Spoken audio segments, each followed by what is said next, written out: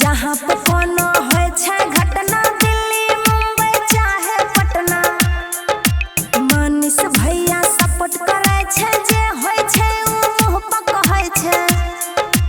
गांव टोला चाहे मोहल्ला, नेता सब करे छै हल्ला, सबके दिल के बनल छै हिस्सा, कहै छी मनीष कश्यप चालीसा, कहै छी मनीष कश्यप चालीसा, मनीष कश्यप चालीसा।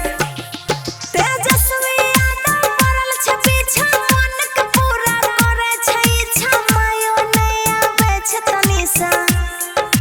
मनीष भैया के भेज के जेल, अपने खेले छै कोन कोन खेल, सोच में पड़ल छै जनता सब, मनीष भैया अइतै कब।